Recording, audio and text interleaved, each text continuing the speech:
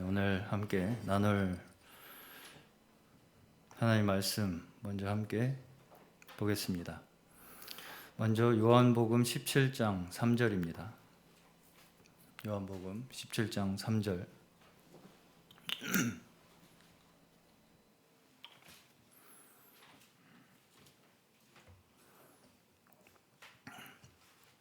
네, 제가 대표로 봉독해 드리겠습니다.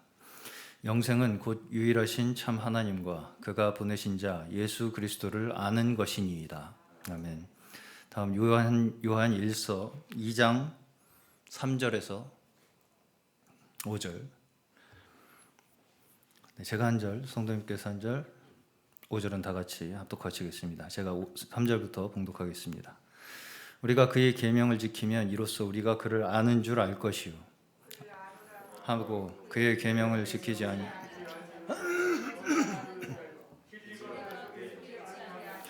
누구든지 그의 말씀을 함께 보겠습니다. 누구든지 그의 말씀을 지키는 자는 하나님의 사랑이 참으로 그 속에서 온전하게 되었나니 이로써 우리가 그의 안에 있는 줄을 아노라. 아멘. 네, 다음 요한일서 4장 7절에서 8절입니다.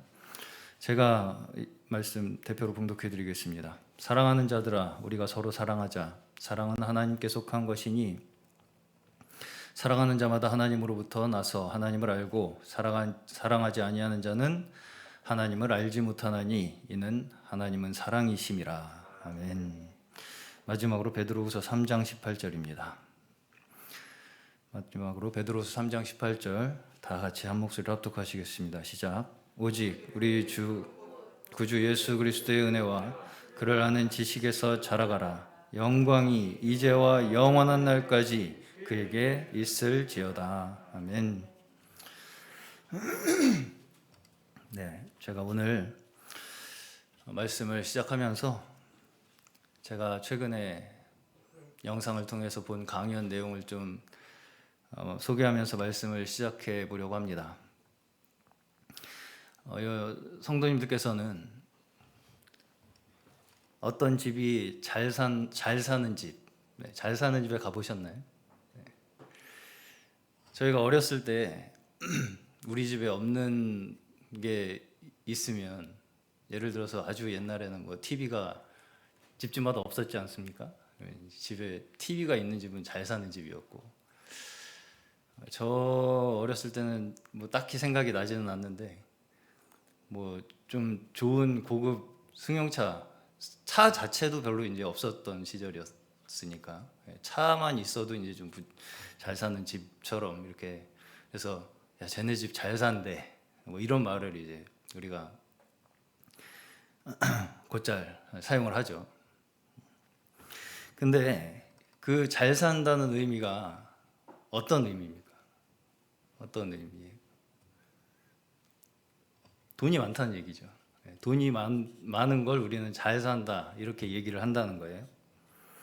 그런데 우리 잘 생각을 해보시면 잘 산다는 것과 돈이 많다는 건 사실은 다른 얘기죠. 네, 다른 얘기예요. 돈이 많은 사람을 지칭하는 따로 호칭이 있어요. 부자라고 하죠. 부자. 네. 그러면 잘 사는 사람은 잘 산다. 우리가 그 사람은 참 말하자면 삶을 잘 산다는 얘기잖아요. 그러면 삶을 잘 산다, 삶을 잘 사는 사람은 무엇이 과연 잘 하고 있길래 그 사람이 뭘 잘하고 있길래 잘 산다라고 우리가 생각을 하게 될까? 이걸 한번 우리가 좀 생각을 해봐야 될 필요가 있다라고 생각을 합니다.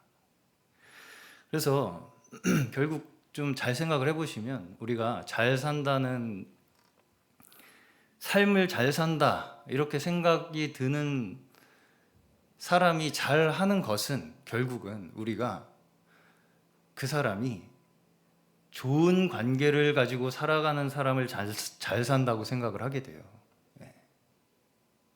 가정 생활을 잘하고 부부 간에 잘 생활하고 또 부모 자식 간에 잘 생활하고 좋은 관계를 유지하고 이런 것들을 잘 원만하게 원활하게 유지를 잘 하는 것을 우리는 그 사람이 삶을 잘 살아간다 라고 생각을 하게 된다는 것이죠. 그저 혼자서 뭔가를 혼자 잘하고 뭔가 사는 사람을 잘 산다고 우리가 생각하기가 그렇게 쉽지 않습니다. 오히려 이기적으로 생각이 들 수가 있죠, 더. 그런데 그러면 이제 이 강연의 내용을 제가 간추려서 말씀을 드리는 겁니다. 그 강연제는 그렇다면 잘 살기 위해서 첫 번째로 관계가 좋아야 하는 사람이 누구냐? 가장 첫 번째로 관계가 좋아야 하는 사람이 누구냐? 바로 나 자신이다. 이렇게 얘기를 하더라고요. 나 자신과의 관계를 잘 먼저 형성을 하는 것이 잘 사는 것의 첫 걸음이라는 거예요. 근데 사람에게는 다 뭐가 있다고 얘기를 하냐면 셀프 텔러라는 게 있대요. 셀프 텔러. 영어죠. 그래서 자기 스스로에게 말을 거는 이 존재가 있다는 거예요. 그런데 이게 이제 뭐 평상시에 막 무슨 뭐 헛소리를 듣는다든가 환청을 듣는 이런 게 아니라 위급한 상황이 되면 들려오는 목소리가 있다는 거죠. 위급한 상황. 그래서 예를 들면 운전하다가 접촉사고가 났어요. 그러면 그 순간 어떤 생각이 떠오르냐면 어떤 말이 들려오냐면 아 진짜 오늘 재수 지지리도 없네. 오늘 일진사나인데 아 요새 좀 잠잠하다 싶더니 또 이러네 라는 말하자면 일종의 자책감과 무력감에 빠지기 쉽습니다. 사람이. 그런데 또 한편 어떤 사람은 이렇게 생각할 수 있다는 거죠. 아 그나마 그래도 큰 사고가 안 나서 다행이다. 뭐 이런 이 어떤 긍정적인 사고, 부정적인 사고는 우리가 흔히 다른 예로도 많이 이야기를 하고는 하죠.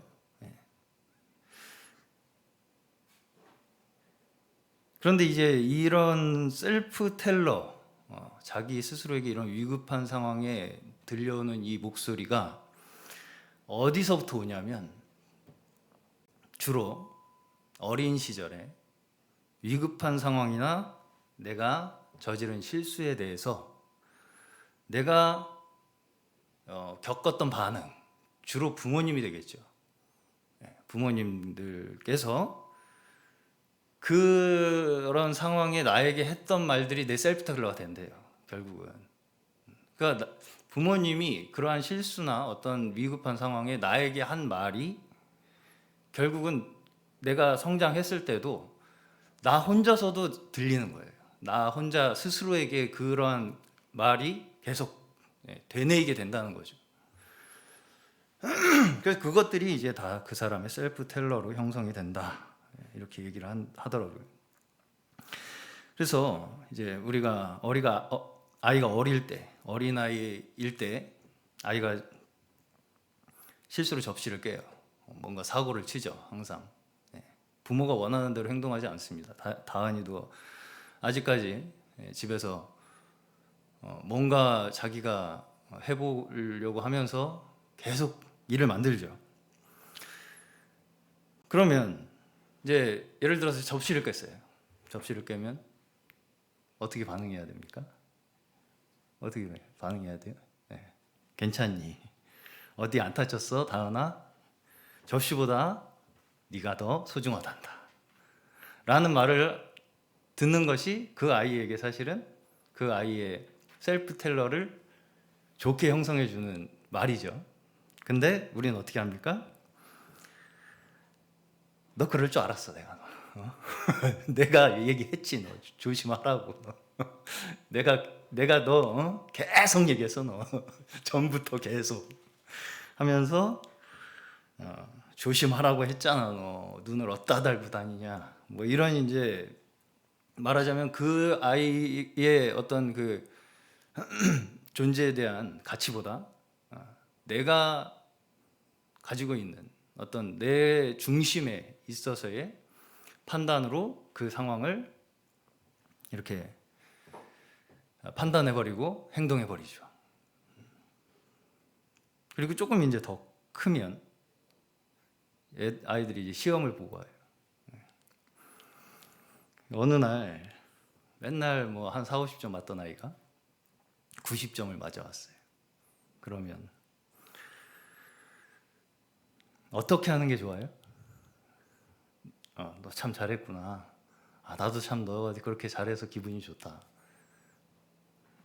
그렇게 하면 이제 셀프텔러 형성에 긍정적인 역할을 하겠죠? 근데 우리는 어떻게 합니까? 야, 100점 맞을 수 있었는데 너 참 아깝다. 너. 야, 너 좀만 더 해라. 너. 좀만 더 해, 좀만. 채찍을 가합니다, 거기다. 바로. 그리고 이제 그래서 100점을 맞아왔어요. 그럼 100점 맞으면 뭐 어떻게 해요?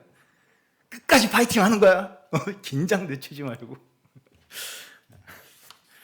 이것이 이제 우리가 주로 보이는 반응들입니다.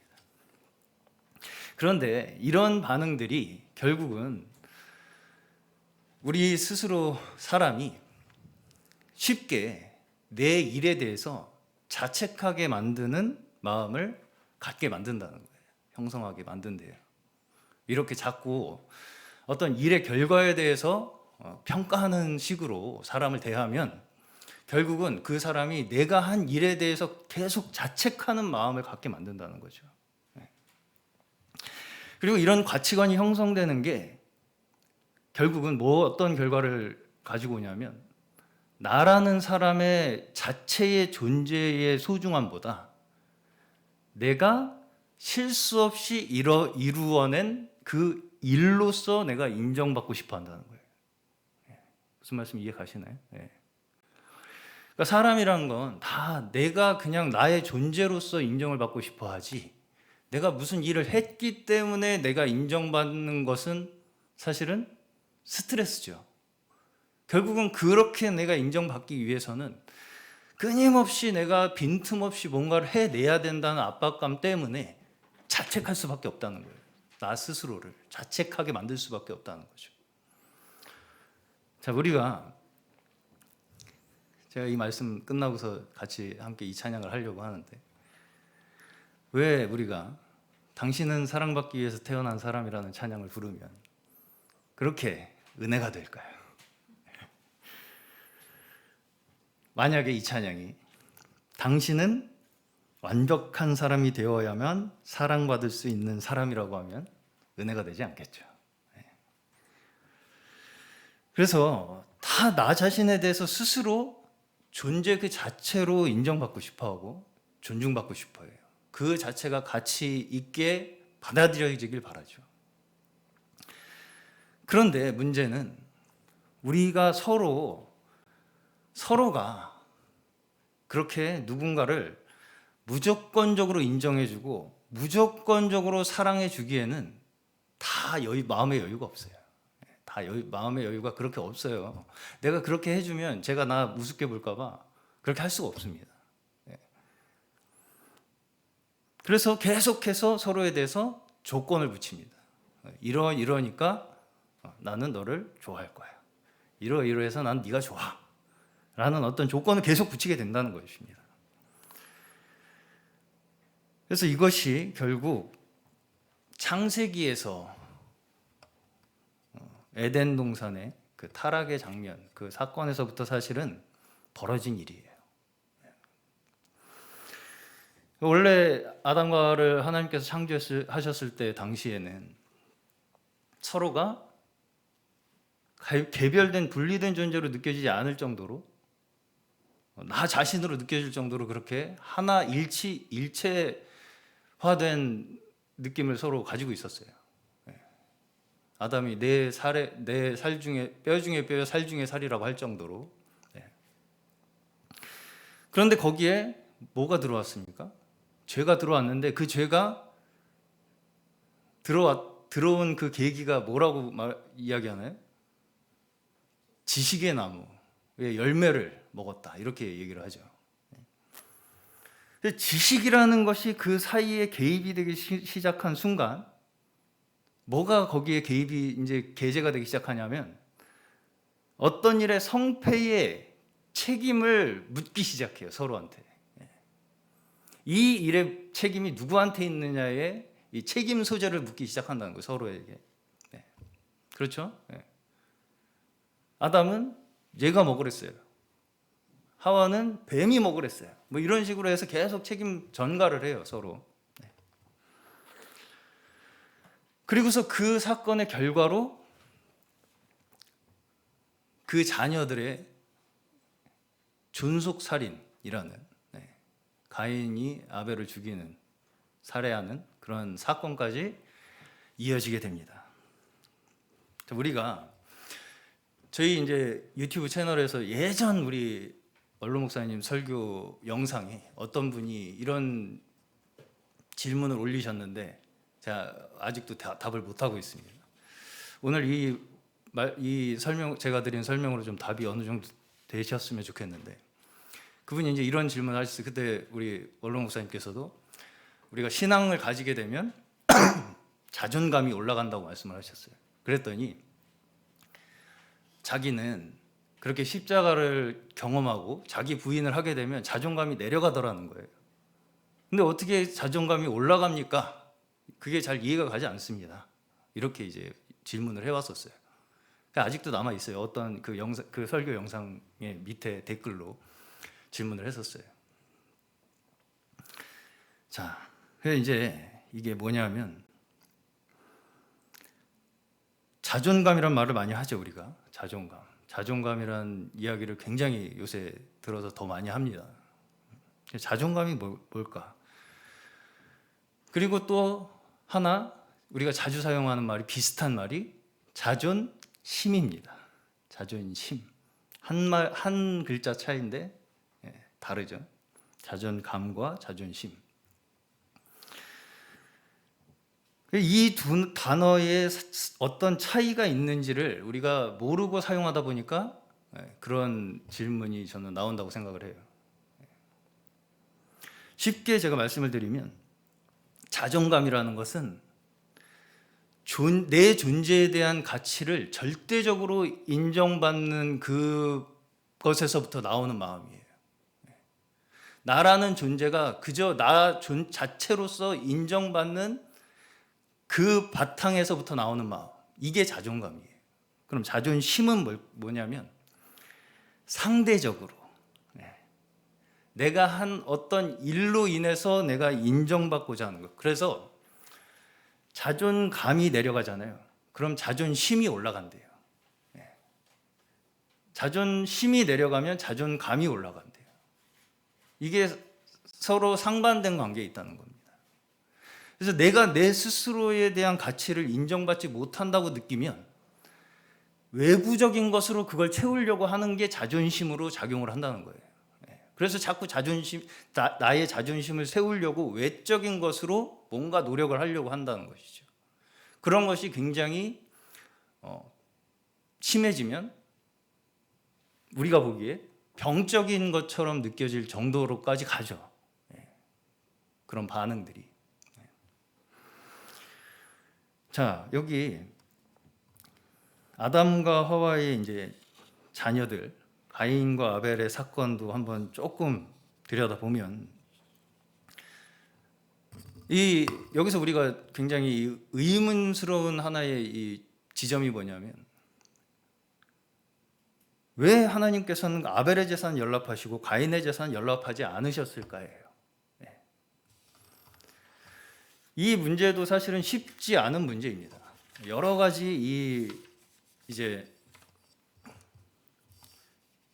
사건에 대한 해석들이 있는데, 저는 오늘 이 사건에 대해서 그냥 이 본문 그 자체에서 한번 생각을 해보려고 해요. 그냥 결론적으로 말씀을 드리면, 결론적으로 이 사건을 보면 가인이 결국은 이 문제를 겪은 후에 보인 반응이에요. 낯빛이 바뀌었어요.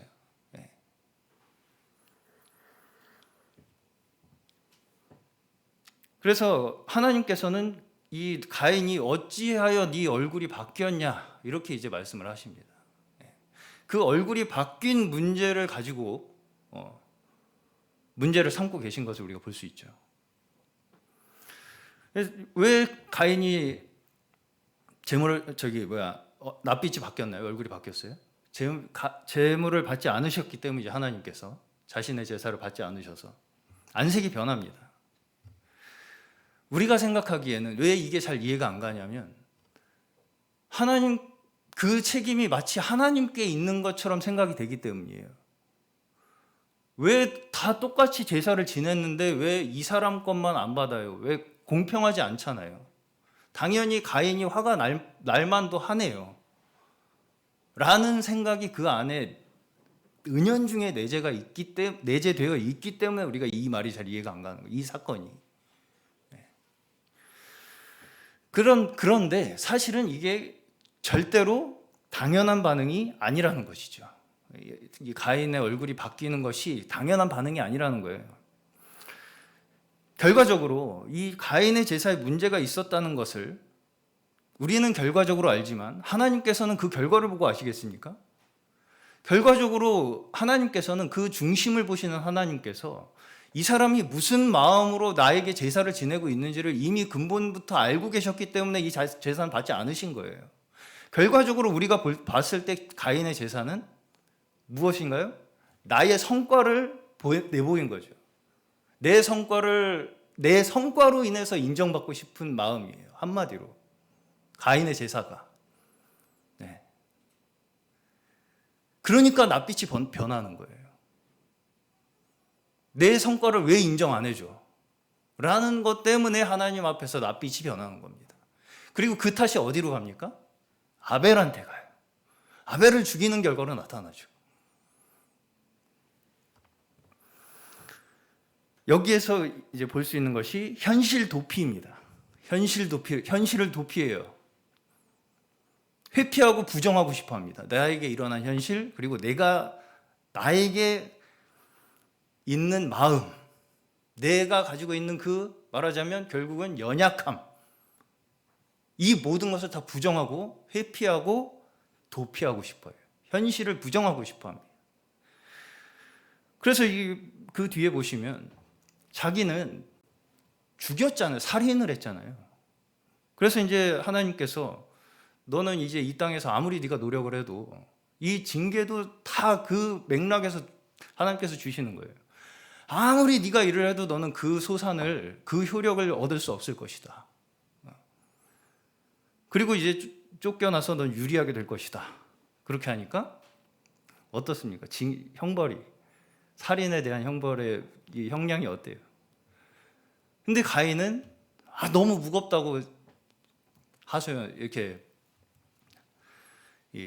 반론을 하죠. 벌써 부정이 일어나요. 자기 그 현실을 부정하는 게 일어난다는 것이죠. 내가 어떤 상태인지를 부정하고 싶어요. 내가 그렇게 잘못했냐? 라는 게 벌써 나오는 거죠. 결국은 우리가 이렇게 어떤 외적 조건, 말하자면 결국은 하나의 지식으로 서로를 대하는 것, 그리고 심지어 나조차도 그런 식으로 대한다면 어떤 결과가 일어나냐? 문제를 회피하고 현실을 부정하게 만드는 거예요. 내가 무엇을 이루어야만 내가 인정받는다라고 생각하잖아요. 근데 사실 실상 내가 그걸 그렇게 이룰 수가 없어요. 인정을 그렇게 해서 받을 수가 없는 걸 나도 알아요. 그러면 어떻게 해야 돼요? 부정해야죠. 부정해야 돼요. 내 실제 모습을 부정해야 됩니다. 그리고 나라는 가상의 완벽한 존재를 만들어야 돼요. 나 스스로. 그리고서는 내가 가진 문제를 어떻게 합니까? 남에게 전가하죠. 너 때문이야. 아벨 너 때문이야. 너만 없으면 내가 완벽할 수 있어. 라고 하는 환상을 만들어내요. 환상. 그건 환상입니다. 망상이죠. 망상. 그 모든 책임 전가를 통해서 내가 완벽해질 수 있다는 것, 그것을 통해서 내가 인정받고자 한다는 그 마음 그 자체가 망상입니다. 거기에서 모든 망상이 일어나요. 실제의 우리의 정신적 문제의 망상도 다 거기에서부터 일어납니다. 자, 또 한 가지 제가 재미있는 이 영화에서 나온 대사를 하나 좀 말씀을 드려볼 텐데, 그 영화가 뭐냐면 우리 원로 목사님의 고교 동창분 검사이신 분이 이 영화의 모티브가 된 영화예요. 범죄와의 전쟁이라는 영화인데, 뭐 그 내용이 중요한 게 아니라 거기에 이제 재밌는 하나의 장면이 나오는데, 거기 이제 주인공이 있어요. 그 영화에. 그 사람은 이제 말하자면 이 폭력 조직이죠. 범죄 조직에 이제 말하자면 거기서 이렇게 약간 보스급, 중간 보스급이라고 해야 될까요? 예. 그런 일을 하는 사람으로 나오는데, 그 사람이 어쩌다가 이제 경찰서에 끌려가게 돼요. 조사를 받는데. 근데 이제 그 사람이 경찰서에 가가지고 어떻게 하느냐? 내가 네 서장이랑 어제 밥도 먹고 사우나도 가고 다 했어. 그렇게 하니까 정말로 이 경찰들의 이 형사들의 태도가 바뀌고 문제가 해결이 돼요. 무슨 얘기인가요?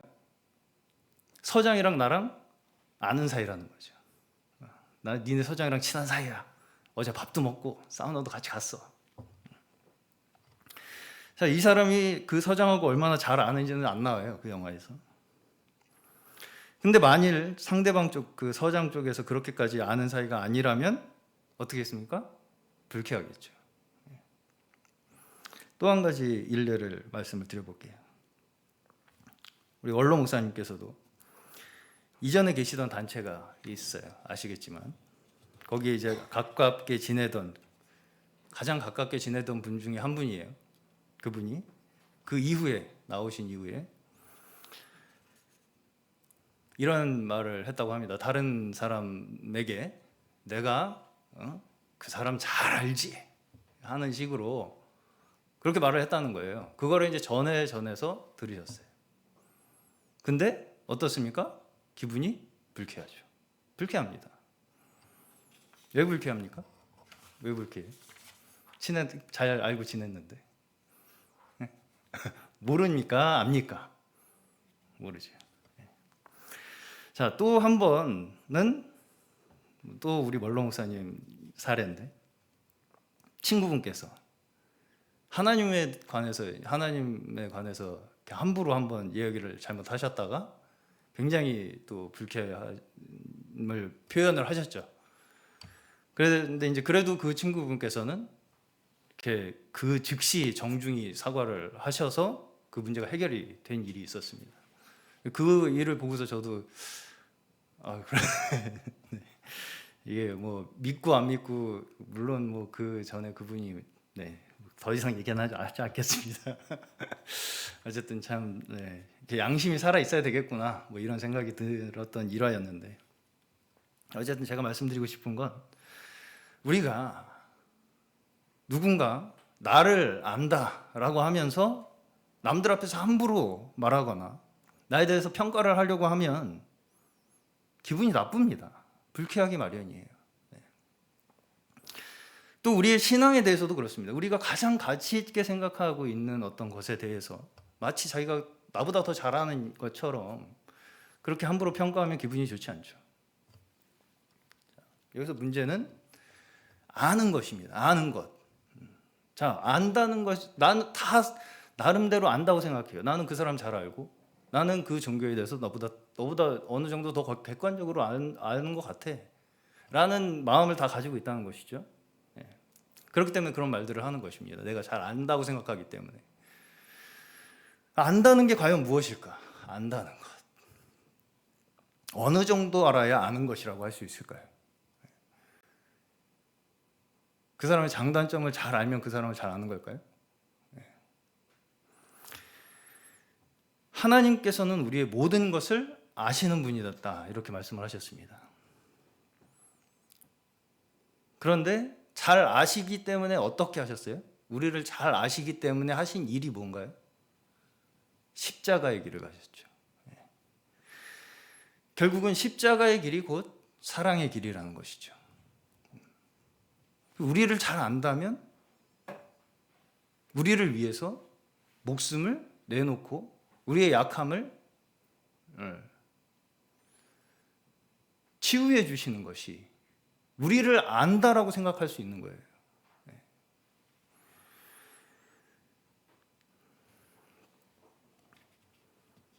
그래서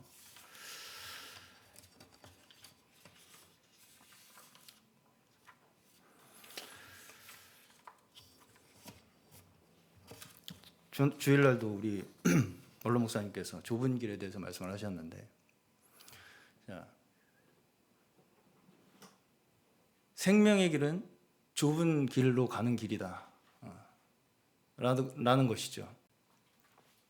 오늘 처음에 읽은 말씀에 영생은 곧 유일하신 참 하나님과 그가 보내신 자 예수 그리스도를 아는 것입니다. 그렇다면 이걸 두 말씀을 연결을 해보면요, 생명의 길을, 좁은 길을 가는 것은 곧 예수 그리스도를 아는 거예요. 좁은 길은 곧 예수 그리스도를 아는 것이다라는 거죠. 그럼 아는 것은 무엇인가? 그 다음에 저희 함께 읽은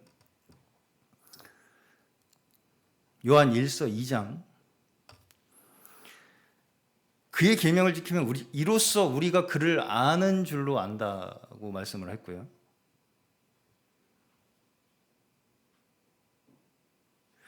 그의 말씀을 지키는 자 하나님의 사랑이 참으로 그 속에서 온전하게 됐다라는 것이죠. 이로써 우리가 그의 안에 있는 줄을 아노라. 그래서 결국은 사랑하지 않으면 안다고 말하지 말라는 거죠. 사랑을 하는 것만이 그 사람을 온전히 아는 거예요, 사실은. 뭘 장단점을 객관적으로 잘 파악을 하면 그 사람을 아는 것 같이 느끼죠. 그것이 결국은 그 사람에게 곧 조건을 다는 거예요. 그래서 계속 그 사람을 뭐에 시달리게 합니까?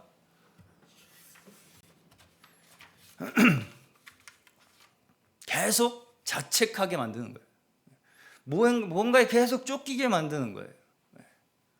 그렇게 내가 너의 장단점을 객관적으로 파악하고 있다라는 어떤 그런 우리의 마음이, 우리 모두의 서로의 마음이, 서로가 서로를 그렇게 바라보는 그 마음, 태도가 서로를 다 자책하게 만들고 쫓기게 만든다는 것이죠.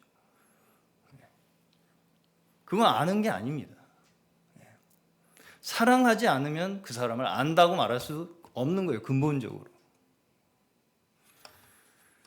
하나님께서 우리를 안다고 말씀하시는 건 우리를 목숨을 버려서 사랑하셨기 때문에 우리를 안다고 말씀하실 수가 있는 것입니다.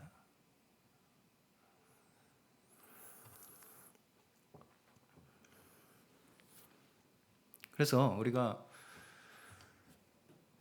이 순서가 뒤바뀌어야 돼요.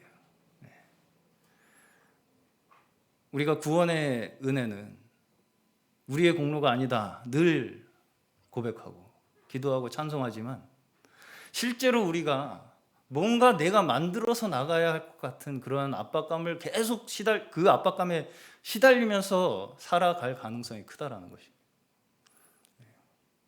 그래서 사실은 좁은 길이 생명의 길이지만 그 길로 갔을 때, 또한 생명의 길로 갔을 때 안식과 평안이 있어요. 희한하게. 그러니까 결국은 이 좁은 길, 어려운 길은 뭐에 어려울까요? 우리의 육신에 대해서 어려운 거예요. 육체의 삶에 대해서 어려운 거라고요. 우리가 이제까지 살던 패턴대로 못 사는 게 어려운 거죠. 우리가 이제까지 그렇게 몰아붙이고 서로를 조건을 달아서 생각하던 그 삶에 비해서는 어려워요. 사랑해야 되니까. 조건 없이 그냥 그 사람 자체로 우리가 서로를 사랑하고 인정하고 받아들여야 되는 그게 어려워요. 어렵습니다. 왜냐하면 그건 곧 그 사람을 그 약함을 내가 짊어지겠다는 거거든요. 하나님께서 우리를 위해 예수님을 보내서 죽으셨듯이. 그렇지 않으면 이 사랑은 그 알미라는 것은 완성될 수가 없는 것입니다.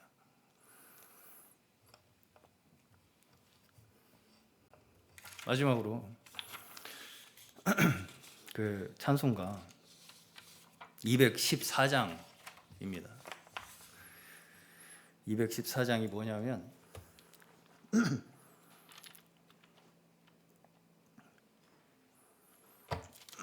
나 주의 도움 받고자 라는 찬양이에요.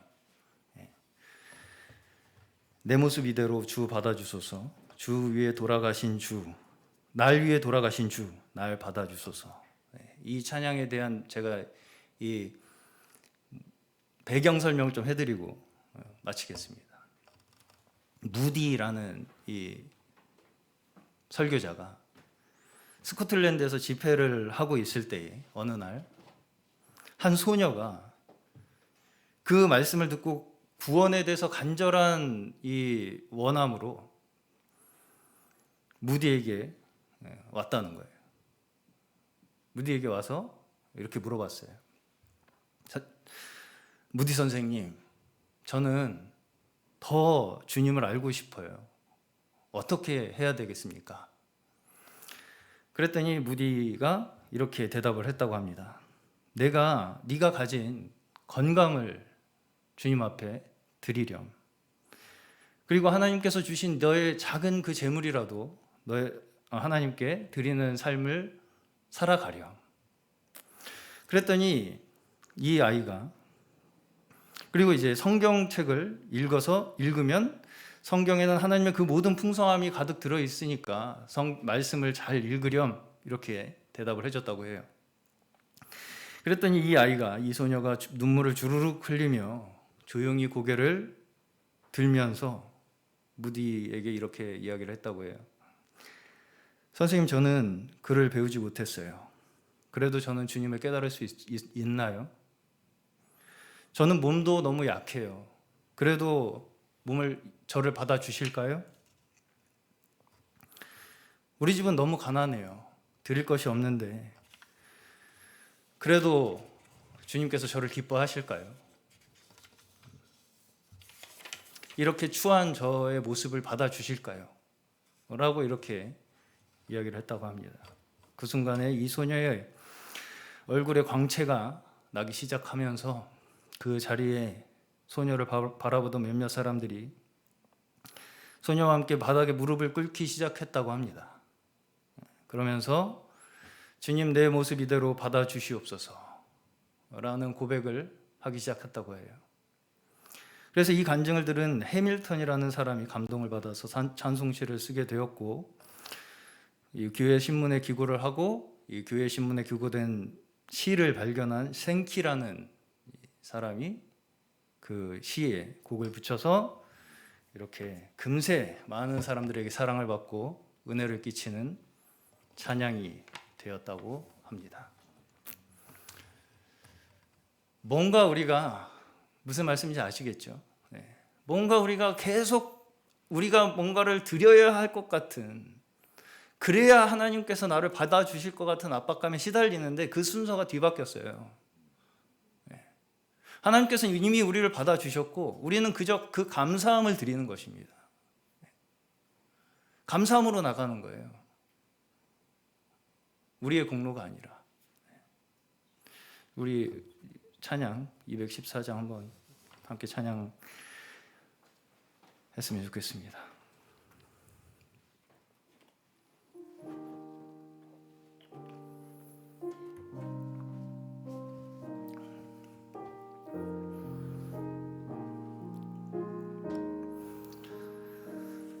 나 주의 도움 받고자 주 예수님께 빕니다. 그 구원 허락하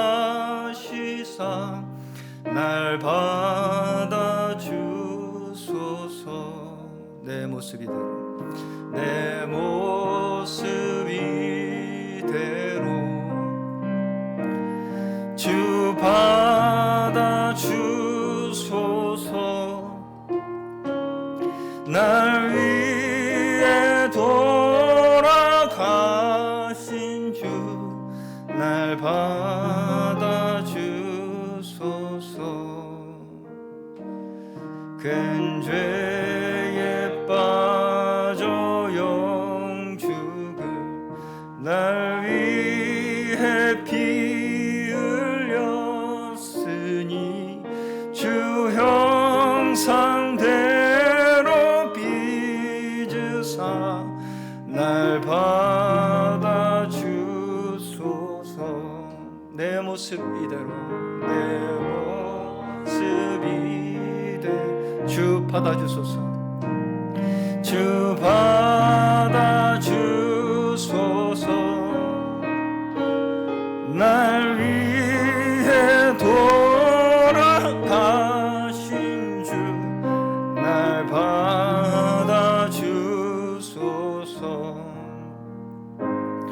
내 힘과 결심 약하여 늘 깨어지기 쉬우니 주 이름으로 구원해 날 받아주소서. 내 모습 이대로 주 받아주소서.